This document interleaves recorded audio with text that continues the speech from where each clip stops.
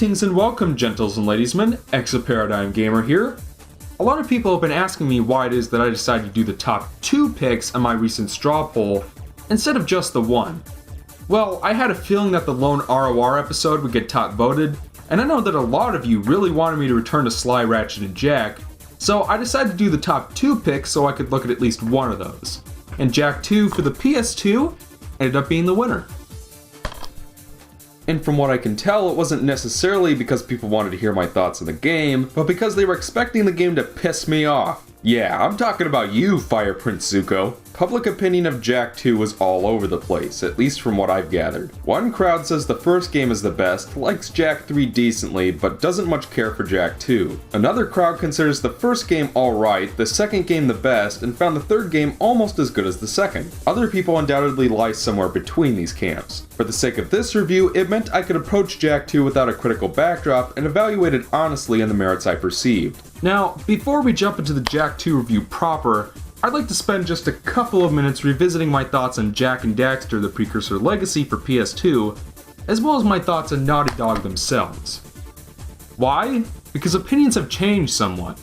When it comes to the quality of Naughty Dog's content, I've always believed that their games were at worst quite decent, which is more than can be said of some developers. Crash Bandicoot was a good series of 3D platformers for its time with some decent level design and bosses, Uncharted was an enjoyable series of well-constructed TPS games with well-developed stories, and while I don't think The Last of Us is BGOAT material, that stands for best game of all time by the way, I did have a good time with both of my playthroughs of that game. I've never considered Naughty Dog a bad developer, nor had any intention of implying such a claim. I guess what I was trying to say last summer when I made my Naughty Dog Effect editorial and reviewed the first Jak game, was that I've never quite understood why ND is considered one of the best developers in video game history. While other developers have built truly fascinating worlds and pushed the boundaries of their respective genres, Naughty Dog has mostly dedicated itself to polishing established genre conventions and giving people what was popular at the time. And there's absolutely nothing wrong with that. I just think that if we're going to be putting a developer on a pedestal, it should be one that innovates and tries new things. And that segues back to Jak and Daxter, the Precursor Legacy for the PS2. Until I released my DKC3 review, this was my longest video to date. Jak I in particular has always struck me as symbolic of everything I've always felt about Naughty Dog. While other games like Spyro and Banjo-Kazooie did new things with the collectathon subgenre, Jak I mostly gave us more of the same. I felt at the time that other reviews of the game weren't going into enough detail and were perhaps overselling how revolutionary and amazing Jak and Daxter was, and it seemed that I was the only one willing to play devil's advocate. Revisiting Jak I to record footage for this review, as well as reading comments from my previous video, have allowed me to reflect on my previous treatment of the game. While I hold no regrets for being honest, I will agree with some of my commenters that I was overly negative toward Precursor Legacy in both my tone and critical approach. I also agree that Jak and Daxter didn't have to reinvent the genre to be a good game. I think Shovel Knight is a good testament to that.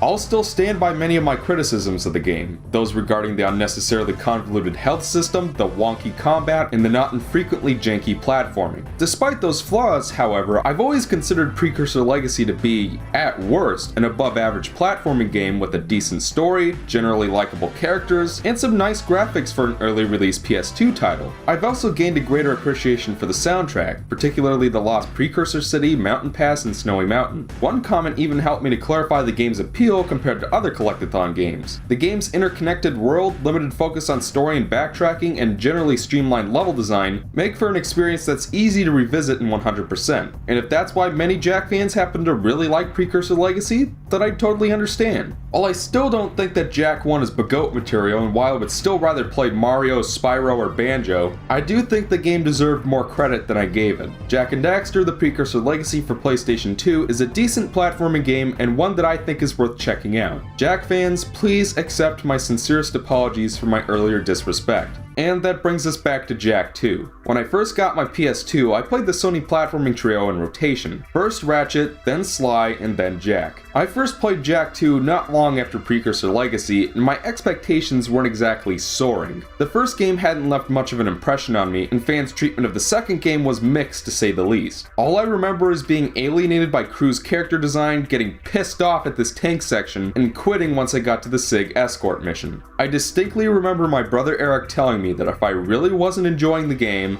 I should play something else instead. So I ejected Jak II from my disc tray, popped in Sly 3, and never looked back. I never even really gave Jak III a chance because the second game hadn't left me with much interest in the series. You guys selecting this game from the straw poll has given me an excuse to revisit it and see if it's really as bad as I remember it being. My apologies for the lengthy introduction. Without further ado, this is Jak II for the PS2.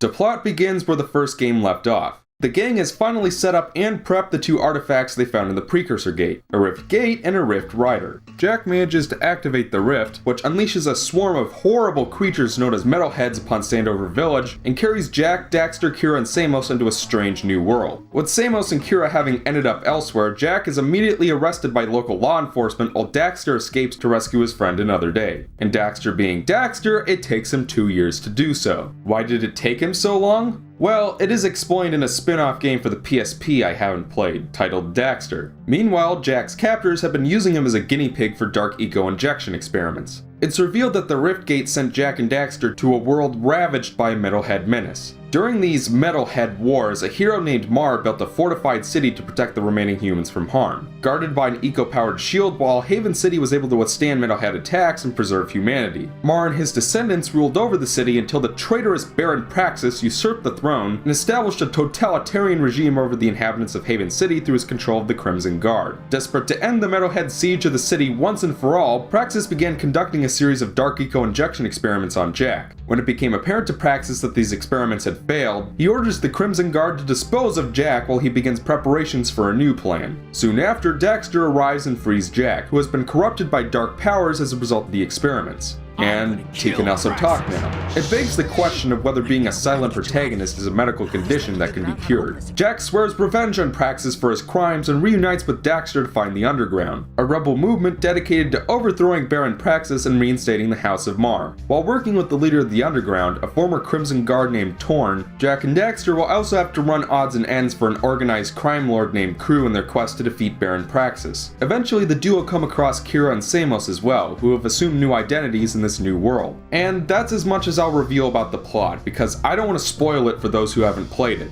I have absolutely nothing against the first Jak game for trying to keep the story simple and straightforward, because it complemented the Collectathon gameplay. Regardless, I think the story in Jak II is a considerable improvement over that of the first. I wasn't really expecting much, but it ended up being surprisingly entertaining. Like the first game, the dialogue is very well written, the voice acting is top notch, the character animations are really well done, and watching cutscenes is just enjoyable in general. And that's largely because all of the game's characters are fun to watch. Baron Praxis, who's voiced by Clancy Brown, aka Dr. Neocortex himself, makes for a surprisingly hands-on villain that is much more memorable than Gaul and Maya, and side characters like Vin and Sig were also appealing in their own right. And let's not forget about Jak and Daxter themselves, who seem improved from Precursor Legacy. I expressed disappointment in my previous review on Jak being a silent protagonist, quipping that they could have done more with the character, and I'm glad to say that that is exactly what Naughty Dog has done here. His voice actor, Michael Irwin, does a great job portraying the character as an angsty anti-hero who, despite his questionable ethics, has a good heart and a strong will to protect others. His newfound speech also allowed for some character interactions between him and Daxter, which helps to flesh them out as a platforming duo. As for Daxter, you may remember that I didn't much care for him in the first game, but I'm happy to say that I actually rather enjoyed Daxter this time around. Daxter spends a lot less time insulting people, and thus the character's witty quips and Max Casella's voice performance don't come off as so grating or unpleasant. Additionally, you even get to play as him in a handful of sections, which made him come off as more useful. I didn't find the character as hilarious as, say, Captain Quark, but Daxter did also manage to get a chuckle out of me every once in a while. Beyond the great characters, I just found the overall narrative to be really compelling. While many of the missions could be mildly frustrating, the story was so good that I never wanted to stop playing. Jak II presents an interesting history and mythology which greatly expand the Jak universe beyond what Precursor Legacy already had to offer. Haven City also makes for a more entertaining setting than Standover Village did in the first game. Sure, plenty of games have gone for the Star Wars-inspired rebellion versus evil dictator plot, but I feel that Jak II does enough new with it for it to stay interesting. Naughty Dog has become well known for their storytelling, and I might argue that Jak II represents some of their best work in that regard. Moving on to dim aesthetics, Jak II shows some improvement over the first game. In terms of technical capabilities, Jak II is one of the few titles on PS2 I've played that supports both widescreen and progressive scan, which is as good as it got back in 2003. Still, I don't know if it's my component scaler, my component cables, my PS2 console, or my copy of Jak II,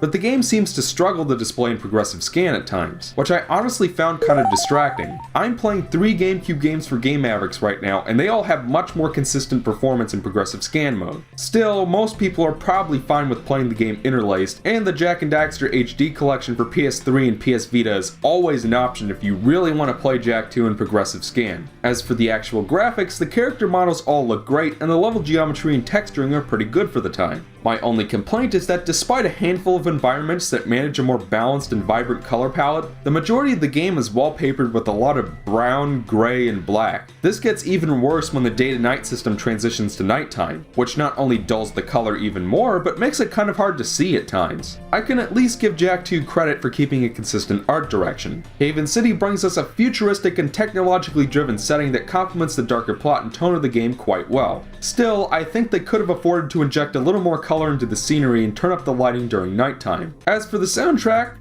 I liked it. I still think Ratchet and Sly have Jak II beat by a long shot when it comes to music, but I still think it does its job quite well. Like Precursor Legacy, it attempts to focus more on atmosphere than on melody, but I found that the futuristic theming of the soundtrack made it more engaging to my ears and fit well with the action on screen. Some tracks, like the Haven City theme and the Crimson Guard theme, actually have some genuinely good melodies as well. Like I said, it's nothing particularly amazing, but still an improvement over Precursor Legacy in my eyes. With that covered, let's move on to DAC gameplay. Now, I've never played a Grand Theft Auto game in my life, but if I'm not mistaken, the gameplay goes something like this. You navigate an open-world city using stolen vehicles and do missions to advance the story while avoiding trigger-happy police. I have played my share of similarly styled open-world games, such as the Ezio-era Assassin's Creed games and the first Infamous game. And from what I understand, 2001's Grand Theft Auto 3 was not only exceedingly popular for the time, but one of the games that pioneered the open-world sandbox genre itself. Since I've never played that game, I can't comment on any specific similarities, but it seems pretty clear to me that Jak II takes at least some inspiration from GTA 3. Considering how popular GTA 3 was for its time, I can certainly understand why Naughty Dog would want to take their own stab at the genre and won't begrudge them for doing so. And generally, the gameplay of Jak II is typical for an open-world sandbox game. Playing as Jak and Daxter, you'll have to navigate around Haven City using stolen vehicles to accomplish various missions while avoiding Crimson Guards that will gun you down if you get on their nerves. You can steal as many hover bikes and kill as many NPCs as you want, but if you attack the guards or accidentally slam a vehicle into them, they'll immediately gang up on you and kick your ass. And not slamming vehicles into them is harder than it sounds, because these vehicles don't handle the best. While you have the ability to swap between 2 hover zones with the push of a button, the vehicles take corners like shit and will blow up if you bump into obstacles too many times. This can make some of the required racing sections kind of a pain. You can drift if you're driving a zoomer, but they'll blow up instantly if they touch anything. Despite these issues, I did find myself generally enjoying driving stolen vehicles around Haven City and running over NPCs, though I do think that the roads could stand to be a little wider. The open world sandbox section features a useful mini-map with a mission icon that will show you the shortest route to your next mission, which makes it easy to get from point A to point B as quickly as possible. The pause menu also has a full map system and will also display your current available missions, which helps if you put the game down and come back to it later. It's not amazing, it's not awful, but the open world sandbox gameplay is definitely very playable, and driving around is only part of the experience. Most of the time you'll be doing missions on foot, which can involve a lot of different things. While Jak II has ditched the collectathon gameplay of Precursor Legacy, Jak and Daxter retain all the central platforming mechanics of the previous game, and unlike the previous game, Jak II is kind enough to walk the player through the mechanics and controls. Everything feels like it's mapped to the correct buttons, and Jak and Daxter's platforming feels a little more comfortable than it did last time around. For one thing, Jak's double jump isn't as picky about when you can set it off, and platforms don't seem to be spaced so far apart. I will confess, however, that a greater reliance on the spinning triple jump move was a big part of that. Additionally, the platforming itself is actually a lot of fun this time around, due to some strong and improved level design that really makes use of the central mechanics. Point is, Jak and Daxter have pretty solid control when they're on foot, and the platforming gameplay remains a big part of Jak II. One potentially controversial addition to Jak II is the introduction of the morph gun, a weapon which will transform into a shotgun, a rifle, a machine gun, and a grenade launcher that Jak can use to combat enemies. While the introduction of more realistic looking weapons, as opposed to Ratchet and Clank, did bother me initially, it became quickly apparent to me that it was one of the biggest improvements to Jak II over its predecessor. As you may remember, I had two big complaints about Jak I besides the platforming. One, the health system required you to collect 50 green eco pieces to restore a single hit point, which I still think is a really lazy and stupid way of making the game harder. And two, the combat was awkward due to enemies inflicting touch damage despite Jak needing to get right on top of enemies to attack them. Jak II fixes both of these problems and becomes a better experience for it. First, Jak's health meter has been revamped so that he can generally take about 4 hits, and second, health pickups and ammo can be found in crates that are easy to find and open. And touching a single health pickup will restore 2 bars of health every time without the need to hunt down 49 more.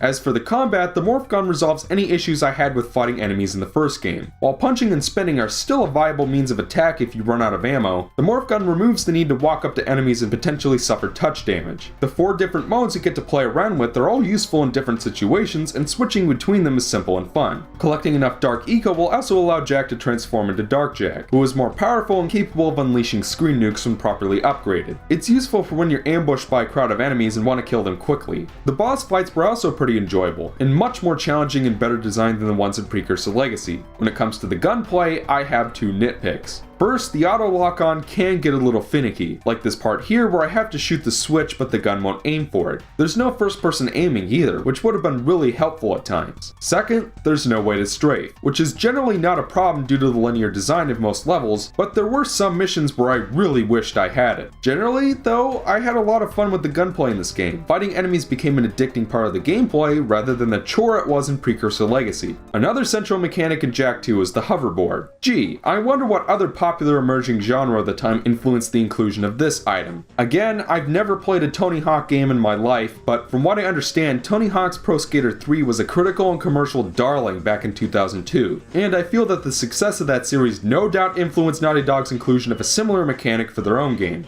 Actually, I think the hoverboard might just be my favorite addition to Jak's moveset. Sure, the controls take some getting used to, but once you do, I found that it made for some really interesting level design. The only thing I didn't like was that rail grinding could be a little finicky, but otherwise I liked it and found that it made for a decent way of navigating Haven City when you don't have a vehicle. I can't think of any other platforming game that's used a mechanic like this, and it's pretty creative and original in that regard. Now it's time to talk about the difficulty, because Jak II was a much harder game than the first. This seemed to be why so many people wanted me to review this game, because they expected me to get pissed off and write an AVGN-esque rage review. And let's make one thing clear right now, Jak II is not a game that will hold your hand. Unlike most open world sandbox games, which are littered with an overabundance of checkpoints and are generally pretty easy, Jak II makes it so that you actually have to put in some reasonable effort if you want to beat it. And honestly, it was kind of refreshing. Now, don't get me wrong. There were certainly a handful of missions that made me want to tear off my pubic hair with a roll of duct tape. Yeah, I'm looking at you, Crimson Guard Doc mission. I was stuck on this section for over an hour. I'm not even kidding. But 90% of the time, the game never came across to me as so unfair or so unforgiving that I wanted to stop playing. Most of the time, I was having too much fun platforming around and shooting metalheads to really get too pissed off. I think the biggest reason why people find Jak II to be so difficult is its shortage of checkpoints. Missions are generally pretty short and can be completed in just a few minutes, but most of the time, dying even once means redoing the whole thing. Some missions are split into multiple parts and feature numerous checkpoints, but generally you're expected to do everything in one go. While previous reviews may have suggested the contrary, I don't really mind playing a hard game so long as the game is hard for the right reasons and is generally well designed. And I feel that while Jak II could have used a few extra checkpoints here and there, it's mostly hard for the right reasons. While some missions could overstay their welcome and really piss me off, much of the time I felt a certain sense of satisfaction in completing a platforming or combat section that gave me a tough time. The game's hard, but it's also fun and worthwhile for its gameplay and story. Before I wrap up here, I think it's worth discussing the change in tone between Precursor Legacy and Jak II. While Jak I was very happy-go-lucky and clearly targeting a younger audience, Jak II takes itself a lot more seriously in terms of both plot and tone, and is certainly a lot darker than the first. Some of you may have heard me compare it to 2005's Shadow the Hedgehog, as both games feature evil alien monsters, bleak city settings, guns, and mild curse words. But now that I've actually completed Jak II for myself, I feel that that's maybe not a fair comparison. There are certainly parallels between the two, but Jak II pulls off the darker tones so much more competently. Shadow's plot was an utter clusterfuck with absolutely no payoff, and the unfitting tone clashed with over 10 years of more lighthearted plot direction. Jak II owns up to its darker tone a lot more, even going for the full T rating, and still keeps things consistent enough with Precursor Legacy for it to feel like a true sequel. On one hand, I can see why fans of Precursor Legacy would be alienated by the shift in tone, and will respect those who prefer the more lighthearted plot direction. On the other hand, I enjoyed Jak II's presentation and story so much more that the tone shift doesn't really matter to me, and that more or less covers my thoughts on Jak II. In general, I liked it. I still think I enjoyed going commando in Sly 2 somewhat more, but I sincerely regret not giving this game a proper chance back when I tried it for the first time. The graphics are nice, the music is decent, the level design is pretty good, the story is excellent, and it's just generally a fun but challenging ride. It's not a perfect game, and not exactly Bagoat material in my opinion, but I can say that this game has made me more interested in the Jak and Daxter series than I've ever been before. I'd love to give Jak III a whirl sometime, or even play the handheld Daxter game. Out of all the Naughty Dog games I played, which is all of them besides the racing spin-offs, Jak III, and their pre-Crash games, Jak II just might be my favorite. There's no game quite like it, for better or for worse, and that's not something I can say about many Naughty Dog titles. If you haven't played it and are up for a decent challenge, I would recommend checking it out for yourself if you're interested. It's available on PS2 and in HD for PS3 and PS Vita. I'd like to extend a sincere thanks to those of you who voted for Jak II in the straw poll. While I like me some Tools of Destruction and Sly 2, you guys convinced me to give this game a second chance and uncover yet another solid PS2 platforming title, and I feel that my gaming horizons have been broadened forth. Thank you very much. Well, now that I've reviewed A Link to the Past and Jak II, there's just one more game left to go. Join me next time for one of the most infamous remakes to ever disgrace the Game Boy Advance. Until then, I'm ExoParadigmGamer, and I hope you all enjoyed the review.